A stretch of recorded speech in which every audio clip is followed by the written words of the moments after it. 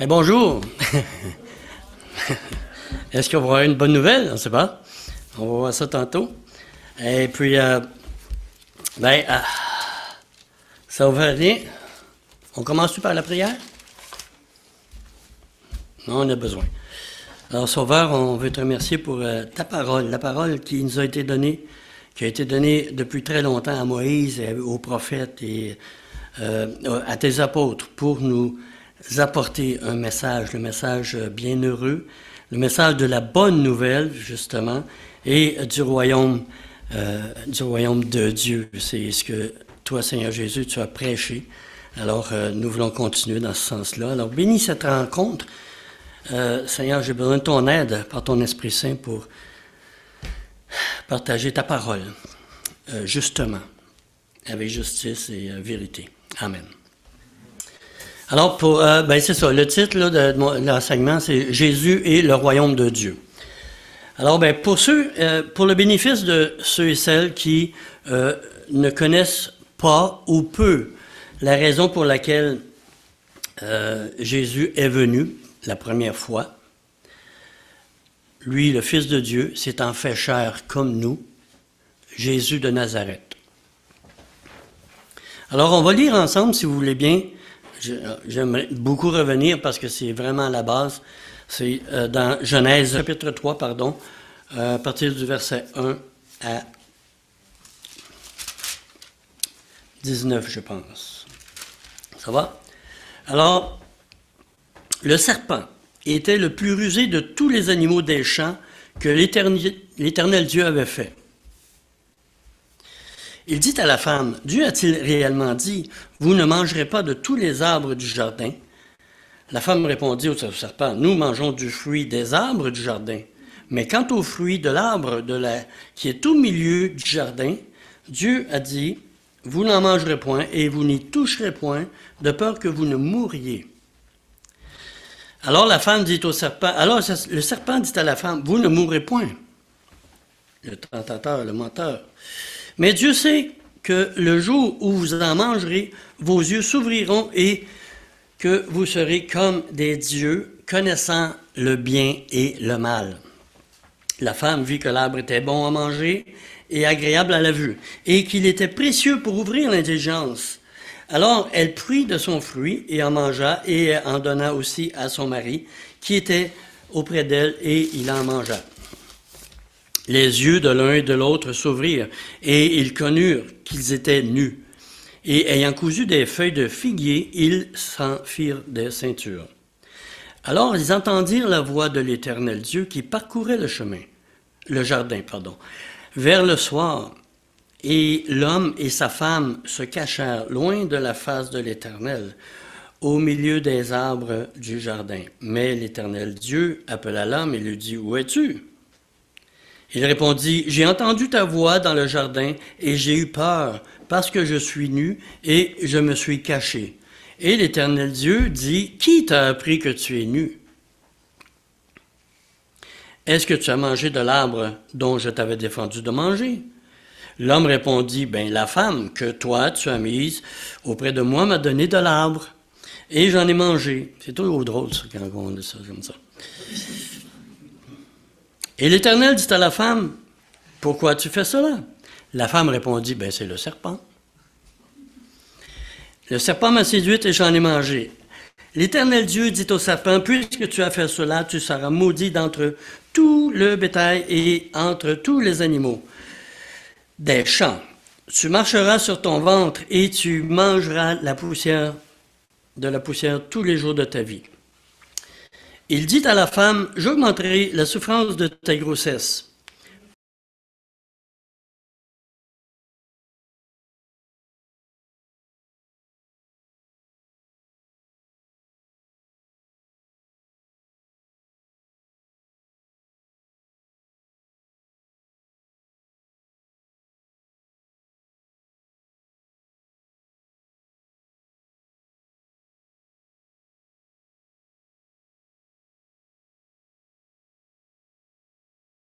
Tu enfanteras avec douleur, et les désirs tes désirs se porteront vers ton mari, mais il dominera sur toi.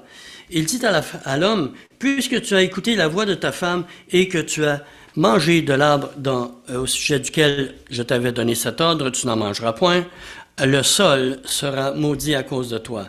C'est à force de peine que tu en tireras ta nourriture tous les jours de ta vie. Il te produira des épines et des ronces, et tu mangeras l'herbe des champs. C'est à la sueur de ton front, de ton visage, que tu mangeras du pain, jusqu'à ce que tu retournes dans la poussière d'où tu as été pris, car tu es poussière, et tu retourneras dans la poussière. J'ai fait exprès pour passer par-dessus le verset 15. Là, je le prends, je le mets dans ma petite poche en arrière, et puis il va revenir tantôt. Ça va? Bon. Alors, Satan, l'adversaire, il a poussé Adam et Ève à désobéir à Dieu, leur créateur. Le seul qui pouvait leur dire ce qui est bien, ce qui est mal. Et c'est de lui qu'ils ont tout appris.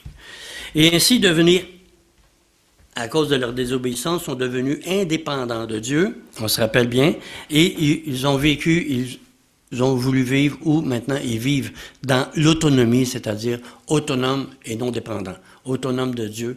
Et puis ça a découlé sur tous les descendants, puis ça a causé une grande perte pour eux, parce qu'ils ont perdu, ils ont été chassés de la présence de Dieu, et les descendants aussi. Puis en plus, ça a entraîné la mort spirituelle, vous savez, et la mort physique, les maladies, et toutes les tragédies du monde. Est-ce qu'il y en a quelques-unes de ces tragédies? Les tragédies aujourd'hui, ça découle de tout ça. Puis tout ce que l'homme va essayer de faire pour ramener toutes ces choses-là, c'est vain, c'est la vanité, c'est nul. Ça ne sera jamais comme c'était avant. Mais tout le monde, par contre, vous savez, des fois on regarde il y a des films à la télé ou des choses, ou peu importe, là, des commentaires, quoi que ce soit. L'homme recherche toujours à revenir là où il était. Dans le fond, c'est vrai. Mais ça ne viendra pas parce que c'est l'incapacité de l'homme de revenir. Maintenant, alors selon la parole de Dieu et les prophètes de l'Ancien Testament concernant le Rédempteur qui devait venir, celui qui va reprendre ce qu'Adam a perdu.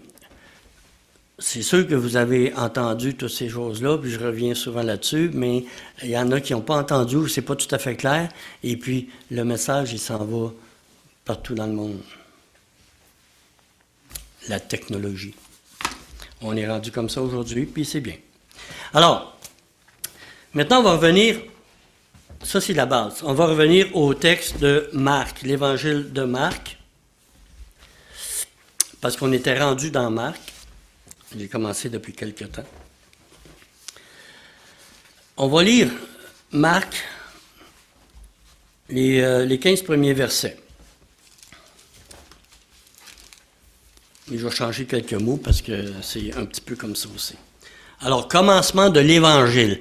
Dans ces 15 premiers versets-là, il y a au moins 3 ou 4 fois que c'est écrit « Bonne nouvelle » ou « Évangile ». Mais dans le texte grec, c'est euangelion. Euangelos, ça signifie toujours bonne nouvelle. Alors, c'est une bonne nouvelle. Commencement de la bonne nouvelle de Jésus-Christ, Fils de Dieu, selon ce qui est écrit dans Moïse. Dans Moïse, puis il y a aussi c'est Zacharie aussi, je pense. Voici, j'envoie devant toi mon messager. Il préparera le chemin, ton chemin. C'est la voix de celui qui crie dans le désert, préparez le chemin du Seigneur, aplanissez ses sentiers. Jean parut, baptisant dans le désert et prêchant le baptême de repentance pour la rémission des péchés. Tout le pays de Judée et tous les habitants de Jérusalem, ça c'est comme extrapolé, là, c'est tous ceux qui attendaient le royaume de Dieu finalement. Ils sont venus pour se faire baptiser par lui dans le Jourdain par Jean-Baptiste. Confessant leurs péchés, ils se faisaient baptiser par lui dans le fleuve du Jourdain. Jean avait un vêtement de poil de chameau et une ceinture de reins, de cuir autour des reins, et il se nourrissait de sauterelles et de miel sauvage. Et il prêchait Il vient après moi celui qui est plus puissant que moi, et je ne suis pas digne de délier en me baissant la courroie de ses souliers. Moi, je vous baptise d'eau. Lui, il vous baptisera du Saint-Esprit. En ce temps-là, Jésus vint de Nazareth en Galilée, et il fut baptisé par Jean dans le Jourdain. Au moment où il sortait de l'eau, les cieux se déchirèrent. Parce que l'original, c'est schizo, c'est se déchirèrent. Les cieux. C'est au pluriel. Alors, les cieux, c'est l'atmosphère ici qui s'est déchirée. Là où il y a toutes les planètes, l'univers entier s'est déchiré. Puis là où Dieu habite, qui est un endroit inaccessible, c'est déchiré aussi. C'est ce que ça dit. Il y a 3 cieux. Alors, au moment où il sortait de l'eau, les cieux se déchirèrent, l'esprit descend, il a vu de l'esprit descendre sur lui comme une colombe, et une voix fit entendre des cieux, ces paroles, des cieux, de là où Dieu est, le Père. Tu es mon fils bien-aimé, en toi j'ai mis toute mon affection. Aussitôt, l'Esprit poussa Jésus dans le désert, où il passa 40 jours tenté par Satan de la même tentation qu'Adam et Ève a eue. Et il était avec les bêtes sauvages et les anges le servaient. On a vu dans les dernières fois que, bon, Jésus a été baptisé, puis son baptême, c'est pas parce qu'il avait besoin de repentance. Dieu n'a pas besoin de repentance. Alors, il s'est identifié au peuple d'Israël, et puis il s'identifie aussi à tous les hommes en faisant ça. En plus, et c'est une image aussi de sa mort, son ensevelissement et sa résurrection. Le baptême que lui, il accomplit. Mais ce n'est pas le même baptême que les chrétiens qui, après la Pentecôte. Alors, il a été tenté par Satan, et puis, c'est ça, il en est ressorti vainqueur. Bon, Marc, lui, il ne suit pas nécessairement, chronologiquement, les allées et venues de Jésus, on va voir tantôt, mais il est plutôt concis dans le livre, dans le début de son livre. Il n'élabore pas comme Matthieu et Luc. Matthieu et Luc, il y a la généalogie de Jésus, là, il la rencontre avec Satan, la tentation, puis, bon, il dit c'est quoi, qu'est-ce qui a été tenté en quoi.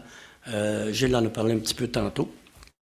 Il a répondu avec la parole, il est écrit ce que Dieu dit.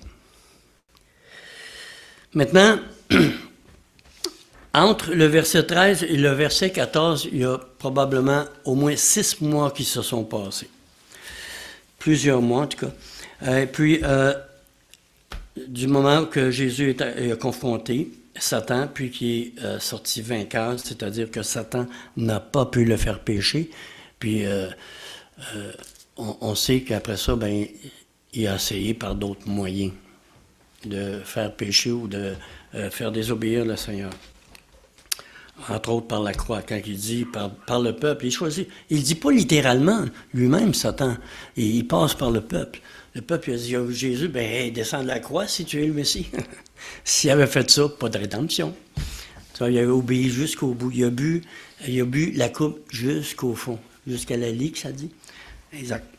Alors, il en ressort vainqueur, puis il est rempli du Saint-Esprit, en ayant aussi l'autorité sur Satan. Il a autorité sur Satan et sur les démons. Les démons, ce sont les anges qui n'ont pas su garder leur dignité, les anges qui ont suivi Satan dans ses mensonges et tout ça, dans son orgueil. OK. Marc aussi, en même temps, il saute par-dessus le temps où Jésus est allé à Cana. Il ne parle pas de Cana. Il parle ensuite, Jésus est allé en Judée. Là, on a parlé un petit peu... c'est le mercredi qu'on parle d'Enjean. Quand Jésus a fait le ménage dans le temple, avec le fouet et tout ça, bien ça, c'est... Lui, il n'en parle pas, il passe par-dessus ça, Marc. Il ne parle pas non plus de la rencontre de Jésus avec Nicodème. Puis, la rencontre aussi avec la femme samaritaine. Ça, c'est comme... il saute ça. Parce qu'il y a plus important pour Marc.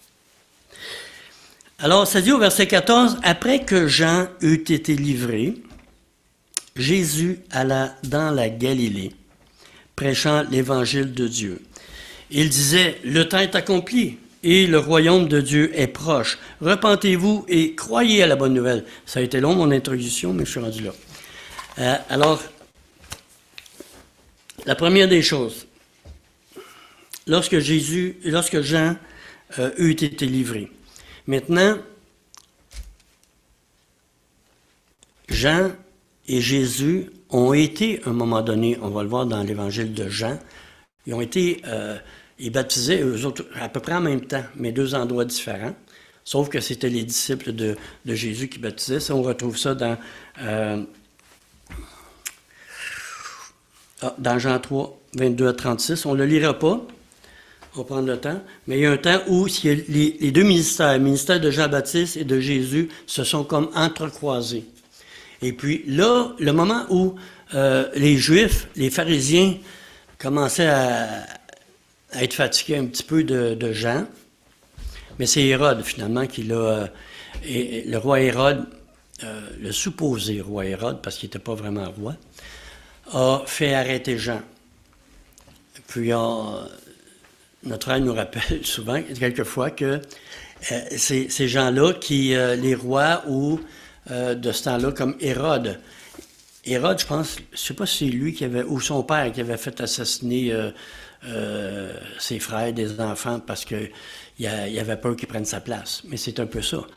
Hérode a fait arrêter Jean, parce que Jean était tellement populaire auprès du peuple qu'il avait peur d'une insurrection qui se relève contre Hérode.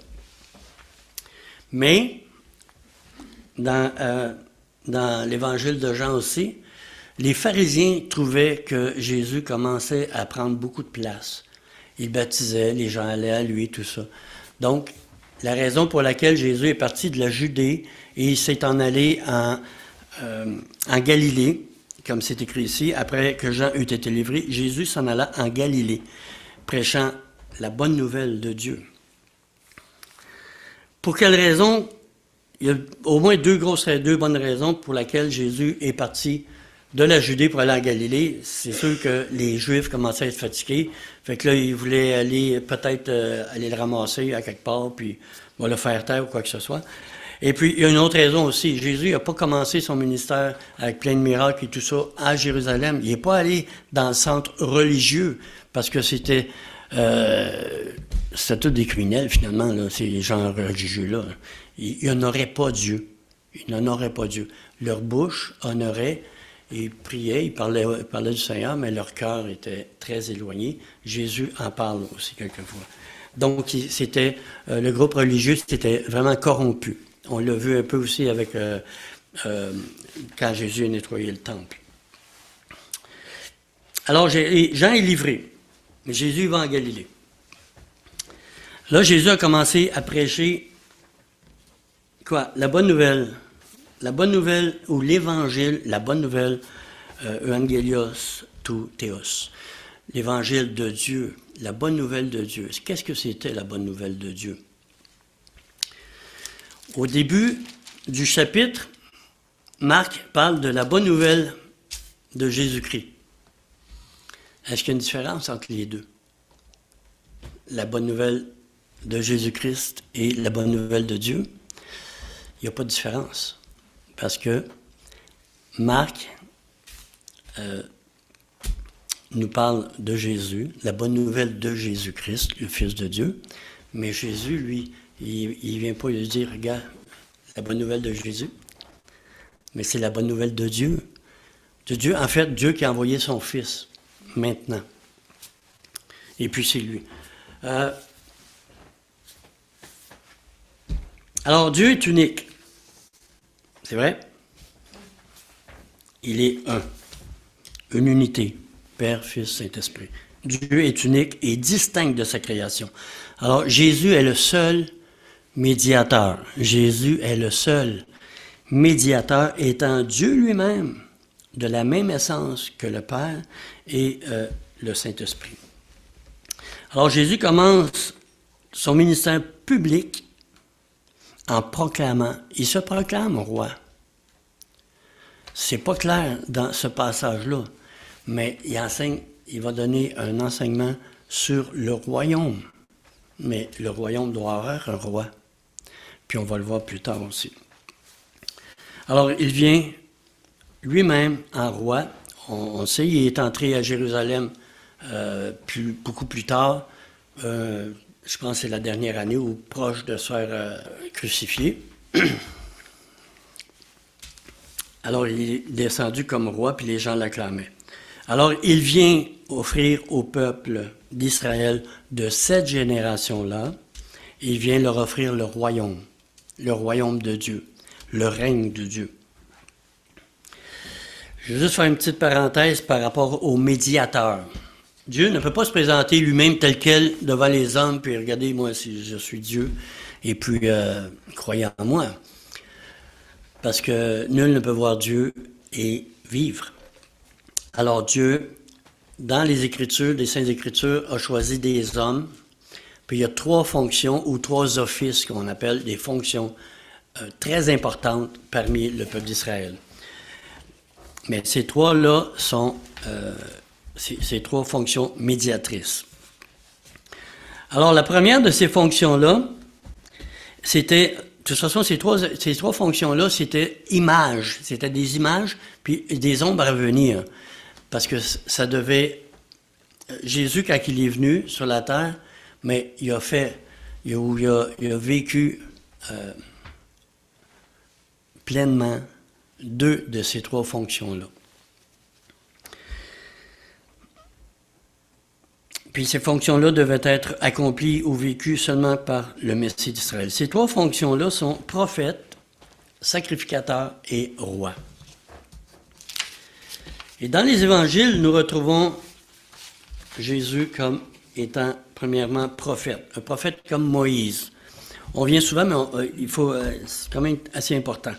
Prophète comme Moïse. Dans Deutéronome, on ne lira pas, au chapitre 18, 15 à 18, c'est l'office de prophète. Alors Dieu dit à Moïse, dis au peuple là, que je vais susciter, je vais prendre quelqu'un parmi ton peuple, et puis c'est lui qui va parler à ta place plus tard. Là. Ben, il va dire les paroles que moi je vais lui donner, et puis ceux qui vont l'écouter, c'est très bien. Ceux qui ne l'écouteront pas, mais c'est bien malheureux pour eux. Alors, il cumule présentement, dans les évangiles, il y a 3 fonctions qui se ressemblent, qui se regroupent aussi en tant que prophète. Il y a rabbi dans Marc 9, 38, c'est rabbi dans Marc 6, 6, c'est enseignant. Et puis prophète dans Marc 6, 4 et 15 aussi. Mais c'est pas mal résumé ensemble. On va voir un texte dans l'Épître aux Hébreux.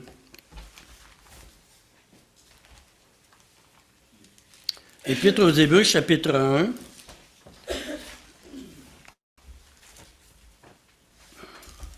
Épître aux Hébreux, chapitre 1, le premier verset au 3e. Alors, ça dit quoi? Après avoir autrefois, à plusieurs reprises et de plusieurs manières, parlé à nos pères par les prophètes. Dieu a parlé constamment par Moïse. Ensuite, d'autres qui sont venus. Il y a eu des prophètes. Il y a Samuel, c'est un prophète aussi. Il y a eu d'autres prophètes qui ont poursuivi. On n'a qu'à penser à Ésaïe, Jérémie, Daniel, dans l'Ancien Testament, c'était des prophètes par lesquels Dieu a parlé. Alors, après avoir parlé à plusieurs reprises, de plusieurs manières, à nos pères par les prophètes, Dieu, dans ces derniers temps, nous a parlé par le Fils, le prophète par excellence, qu'il a établi héritier de toutes choses et par lequel il a aussi créé le monde, et qui, étant le reflet de sa gloire et l'empreinte de sa personne, et soutenant toutes choses par sa parole puissante. Alors, Dieu a parlé par le Fils, le prophète annoncé par Moïse. Le deuxième aspect, c'est souverain sacrificateur ou sacrificateur. Ça, c'est la deuxième fonction principale qu'il y avait dans le peuple d'Israël au milieu du peuple. Le souverain sacrificateur, avant d'y aller avec lui, je vous rappelle que, étant médiateur, le prophète parle aux hommes de la part de Dieu. Je l'avais oublié.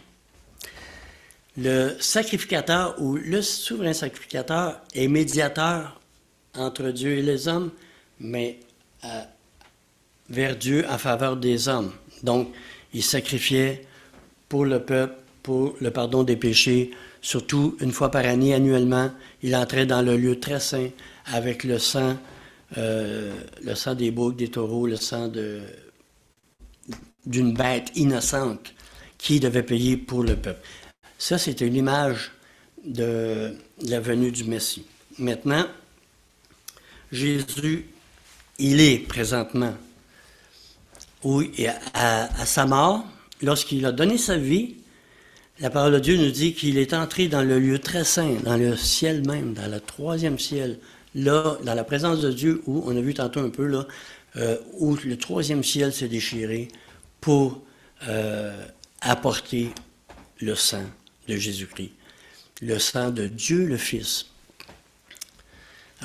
Alors, ça, c'est en tant que souverain sacrificateur. Ça dit qu'il est souverain sacrificateur aussi selon l'ordre de Melchizedek. Dans le sens qu'il n'avait, comme lui, pas de généalogie et c'est pas la même famille. Maintenant, quand il dit ça, quand il s'est dit ça dans les Écritures, c'est que dans l'Ancien Testament, c'était de la tribu de Lévi que le souverain sacrificateur devait être. Mais Melchizedek, lui, n'était pas de la tribu de Lévi, parce que Lévi descend d'Abraham, Isaac et Jacob. Mais Melchizedek, lui, avait rencontré Abraham quand Abraham a été vainqueur, donc c'est avant. Fait qu'il n'était pas de la même, il n'avait pas la généalogie de Lévi. Mais Jésus, c'est la même chose. Jésus ne descend pas de la famille de Lévi, il est de Juda. Alors c'est dans ce sens-là que Melchizedek, ça dit qu'il est rendu semblable au Fils de Dieu. C'est pas qu'il y avait ni père ni fils, qu'il était éternel, Melchizedek, mais c'est dans ce sens-là, il n'était pas la tribu de Lévi dans ce temps-là. Ça va? Alors, qu'est-ce qu'il a fait Jésus? Au chapitre 1 d'Hébreux encore, à la fin du 3e verset, il dit « Et il a fait la purification des péchés et s'est assis à la droite de la majesté divine dans les lieux très hauts. » Maintenant, c'est le souverain sacrificateur qui intercède. Moi, quand j'étais jeune chrétien, ce qui m'a été enseigné, c'est que Jésus, c'est sûr qu'il y œuvre à quelque part, mais en tant que souverain sacrificateur, il est assis à la droite du Père. Il a tout payé. Il n'y a plus personne qui a à rajouter quoi que ce soit. Et puis, en plus, quand l'ennemi vient, parce que ça arrive quelquefois, il dit « Hey, regarde, Jean-Charles, là, il a péché. » Comme l'annonce, là. Hein? Plusieurs fois dans une heure. Qu'est-ce que tu en penses? Ah. Le père regarde, il dit, gars, il a payé, lui. C'est le médiateur par excellence. Il a payé, totalement. Mais il y a d'autres fonctions aussi. Il gère quand même, le Seigneur. Mais dans la fonction de souverain sacrificateur, c'est ça. OK. Ensuite, il y a la troisième fonction qui est le représentant de Dieu. Comme David, le roi, parce que le peuple d'Israël avait demandé, c'était Nathan, je pense, ou Samuel, il a demandé un roi. Nous voudrions avoir un roi comme les nations. Mais Samuel dit, regarde, vous avez Dieu. Non, on veut le voir. On veut le voir devant nous, un roi qui nous conduit. Bon, donc alors, il y a eu Saül. Mais Saül, c'était pas selon le cœur de Dieu, il était plutôt selon le cœur des hommes.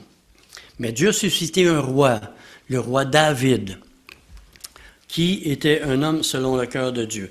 Et alors, David, c'était un guerrier, c'était un meurtrier, c'était un adultère, mais c'était un homme selon le cœur de Dieu. Est-ce que Dieu tolère le mal? Non. C'est parce que lui, David, il s'humiliait, premièrement, puis ensuite, c'est Dieu qui l'a choisi selon son propre cœur à lui. Dieu choisit des pécheurs pour faire son ministère, le ministère qu'il veut faire, pour bénir le peuple, tout le monde. Alors Dieu a promis à David, parce que David voulait faire bâtir une maison au nom de l'Éternel. Parce qu'il disait, écoute, c'est pas de bon sens que Dieu... L'arche perdue. Alors, c'est l'arche. C'est pas de bon sens que l'arche demeure dans une tente, tandis que moi, j'habite dans un palais incroyable. Alors, Dieu fait dire par le prophète, OK, fais selon ton cœur. Mais Dieu ne peut pas habiter dans une maison faite de main d'homme non plus, là. Alors, mais Dieu va te dire, regarde bien, il dit, plutôt que toi, tu vas me bâtir une maison, moi, je vais t'en bâtir une maison à partir de toi et tes descendants. Puis cette maison qui va bâtir, mais c'est un de ses descendants. Donc, le descendant royal de David, c'est Jésus. C'est ce que la Bible enseigne dans l'Ancien Testament, puis c'est ce qu'on va voir aussi plus tard, qu'on va rencontrer aussi. Alors, c'est Jésus lui-même. Et puis, on va lire le psaume 2, mais dans la Darby, à propos du roi.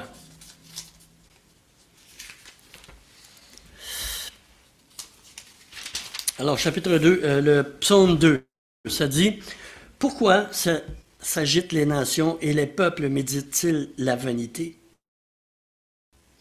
Les rois de la terre se lèvent et les princes consultent ensemble contre l'Éternel et contre celui qui l'a choisi, son oint. Rompons leurs chaînes et jetons loin de nous leurs cordes.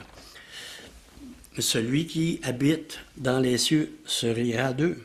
Le Seigneur s'en moquera. Alors il leur parlera dans sa colère et dans sa fureur, et il les épouvantera. C'est moi qui ai oint mon roi sur Sion, ma montagne sainte, ou la montagne de ma sainteté. Je raconterai le décret. L'Éternel m'a dit, tu es mon fils. Aujourd'hui, je t'ai engendré. Apparemment, c'est David probablement qui a écrit, ou un autre.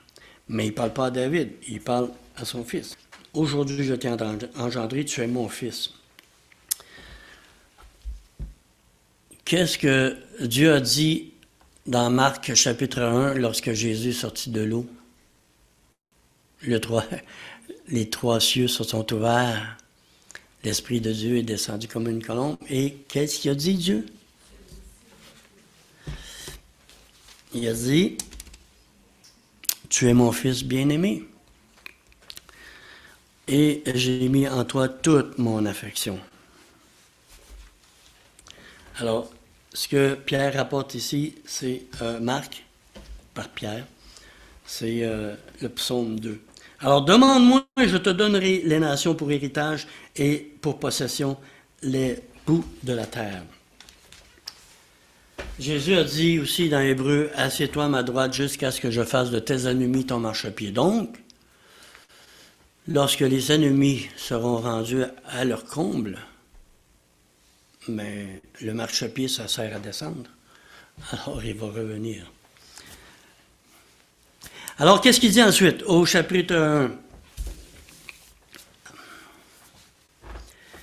Donc, Jésus, présentement, il est prophète dans les évangiles.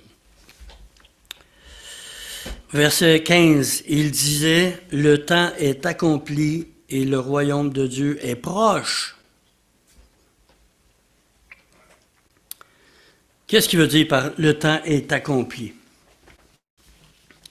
Dans le texte grec du Nouveau Testament, il y a au moins deux mots qui parlent de temps, qui sont traduits par temps. Il y a kairos et chronos. Chronos évoque le temps dans le sens d'heure, moment, une journée, quelque chose comme ça. Pour ceux qui ont déjà travaillé dans une usine ou un autre endroit comme ça, on doit poinçonner. Hein? Quand on entre le matin, quand on va à la pause, on poinçonne. On repoinçonne quand on revient de la pause. S'il y a deux pauses, on fait la même chose, mais après ça, à la sortie, quand on a fini la journée de travail, on poinçonne encore. Ça, c'est le sens de chronos. Puis en passant, il me semble que j'ai vu qu'il y a des en français, des punchs. des poinçons, c'est écrit Chronos. Il y a des marques Chronos, je ne me souviens plus en tout cas. Alors, ça, c'est Chronos. L'heure de la journée, c'est ça. Ensuite, il y en a un autre. L'autre, c'est Kairos. Alors, ici, c'est un temps spécifique. Kairos, le temps est accompli, qui évoque un moment historique fixé à l'avance. Exemple, ma femme est enceinte. Non, non, non, c'est pas ma femme qui est enceinte. C'est un exemple. Tu n'es pas enceinte? Alors, un exemple, ma femme est enceinte ou la femme d'un tel est enceinte et puis, la femme de Benjamin, et puis elle doit accoucher dans tant de temps. Mais le temps venu, elle va avoir son petit, son enfant. Ça ressemble un peu à Kairos. Maintenant, dans ce qui nous concerne ici, c'est Galates chapitre 4, verset 4, on ne le lira pas, tout le monde le connaît. Au temps marqué, Dieu et le Seigneur Jésus est venu par une femme. Là, je ne dis pas exactement, mais enfin, c'est ça. Mais, je ressors mon petit verset Genèse 3,15 ici dans ma poche. Qu'est-ce que ça dit, Genèse 3,15? Est-ce que vous vous souvenez, par cœur, depuis le temps que je le dis? Alors, l'Éternel, il parle à Satan. Il dit, je mettrai inimitié entre toi, Satan, et la femme, entre ta descendance, Satan, et celle de la femme. Ici, t'écraseras la tête, mais toi, tu lui blesseras le talon. Vous vous souvenez, Jésus est allé dans le désert et il a vaincu Satan pour un temps, mais il l'a vaincu pas complètement. Il a autorité sur lui, mais Satan, il a encore un petit bout de corde. Il peut utiliser, puis il a utilisé depuis longtemps, qu'il utilise encore, mais un jour va venir où il va être mis complètement à l'ombre, comme on dit, en prison. Je pensais l'autre jour, quand il parle de sa descendance, ta descendance, mais j'ai l'impression que ça va être le moment où l'Antéchrist qui va être sa descendance à Satan. Là, il va être écrasé par le Seigneur à son retour. Maintenant, c'est ça que ça veut dire, Chronos, qu'est-ce qu'il dit ici, là? Le temps est accompli, c'est le moment où Jésus va venir. Et il est venu. Le temps déterminé à laquelle Dieu parlait. Dans Genèse 3,15 et puis dans les prophètes aussi. Juste, je n'irai pas bien loin ici, là. Le royaume de Dieu, ça je vais revenir plus tard parce que il y a plein de choses à... J'ai peut-être plusieurs enseignements là-dessus. Alors, le royaume de Dieu est proche. Jésus, il dit qu'il est proche. Bon, Jésus, il se présente, lui, le roi, propose le royaume au peuple d'Israël en leur disant, il est proche le royaume. Puis on va le voir plus tard quand Jésus va chasser des démons, va guérir des malades, va faire plein de miracles. Maintenant, le royaume est proche, le royaume de Dieu est proche, c'est au moins 99 fois dans le Nouveau Testament, et puis le royaume des cieux, c'est aussi 41 fois dans le Nouveau Testament. Et en tout, dans toute la Bible au complet, le royaume dans toute la Bible, c'est au moins 303 fois que ça s'applique à Dieu, ça s'applique aux hommes, puis ça s'applique aussi à Satan un petit peu. Fait que ce royaume-là, OK.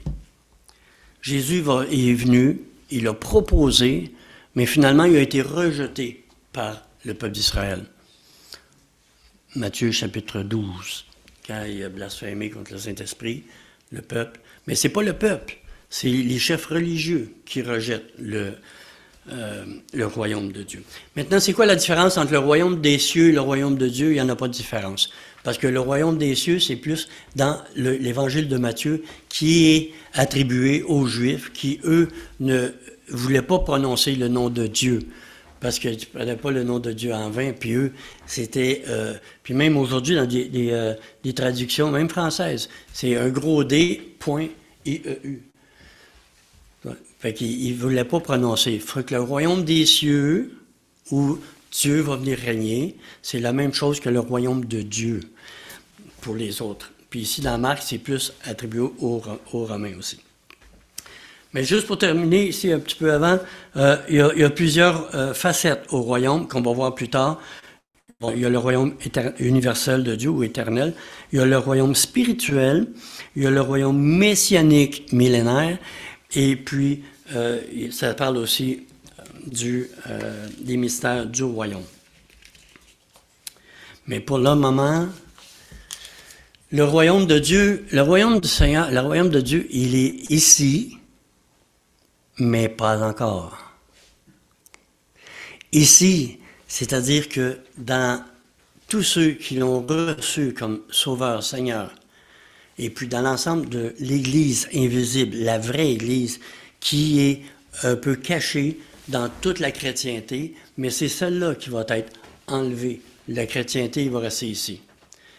Mais le royaume de Jésus règne, et Jésus règne dans les cœurs, dans l'Église. Ça va? Oui? Non? Pas sûr? Oui. Oui. Bien, ça, c'est la première facette. Ensuite, il y a d'autres facettes qui sont à suivre. Est-ce qu'il y en a qui pensent que Jésus règne déjà sur la planète? Dites-moi c'est où? Hein? Mais là, bon. Mais non, je ne vais pas me moquer d'eux, mais c'est comme invraisemblable un peu. Où Jésus est revenu en l'an 70, d'autres. Mais non. Il est dans spirituel, premièrement. Ensuite, il va devenir physique. Jésus dit à quelque part, il dit, le royaume, il est venu parmi vous. Vous voyez les miracles qui se font? Il est venu parmi vous. Puis ensuite, il dit aux apôtres, je ne prendrai plus du fruit de la vigne jusqu'à ce que je le prendrai dans le royaume des cieux. Bon, donc, il y a un autre royaume, il n'est pas arrivé encore. Et puis, il y a un troisième royaume, l'autre, c'est éternel. Alors, au fur et à mesure qu'on va avancer un petit peu. Fait que je vais sauter parce que ça, je parle trop, là. Alors, on va revenir là-dessus sur le royaume. Mais qu'est-ce qu'il dit à la fin du verset 15? Il dit, repentez-vous. Ah, c'est la condition. Repentez-vous et croyez à la bonne nouvelle. La bonne nouvelle du roi qui, pour eux, qui vient, le royaume de Dieu qui va venir. C'est une très bonne nouvelle. Mais la condition, c'est repentez-vous. C'est-à-dire, abandonnez toutes ces choses-là. Abandonnez vos idoles, Israël. Jean-Charles, abandonne tes idoles. T'en as pas mal trop, là, encore. Tout le monde, repentez-vous, changez. Tournez-vous vers Dieu. Et croyez à la bonne nouvelle. C'est-à-dire qu'on se repent, on change d'attitude vis-à-vis de Dieu, mais on croit aussi au royaume que le Seigneur Jésus a instauré spirituellement présentement. C'est pour ça qu'on prend le repas du Seigneur, pour nous rappeler l'œuvre qu'il a fait, et puis pour en vue aussi du royaume à venir, le royaume terrestre de 1000 ans. Alors finalement, le royaume de Dieu, c'est une communion avec Dieu, puis une marche avec lui. Pour l'instant, on marche par la foi. Un jour, on n'aura plus besoin de la foi, on va marcher par la vue. Alors c'est un petit peu... On va continuer plus tard avec les royaumes, les facettes du royaume. C'est bon? Alors, je vais laisser le temps pour un petit peu d'autres choses aussi à suivre. Alors, Seigneur, merci pour ta parole. Seigneur, on a besoin de la relire, puis de réfléchir encore, puis de voir combien, Seigneur, tu es grand, combien tu as préparé à l'avance toutes ces choses-là. Ça dit que tu as aimé ton Fils, puis tu nous as aimés avant la fondation du monde. Et le royaume, c'est comme Paul va nous l'enseigner dans les épîtres, c'est l'Église, la véritable Église, l'Église invisible, qui contient des Juifs qui se sont convertis. Et puis, des païens, nous, des non-juifs, qui se sont tournés vers toi aussi pour recevoir l'espérance, pour faire partie, pour entrer dans ton royaume. Alors, Seigneur, ton royaume, tu l'as présenté, tu le présentes encore. Le royaume vient, c'est ce que nous avons à prêcher. Le royaume de Dieu est proche encore. Le royaume dans lequel nous allons être physiquement après l'enlèvement, puis après que Jésus soit revenu sur terre pour régner pendant 1000 ans. Alors bénis chacun de mes amis ici, mes frères et sœurs, puis tous ceux qui entendent cet enseignement-là, puis sois béni toi-même éternellement. Amen. Merci.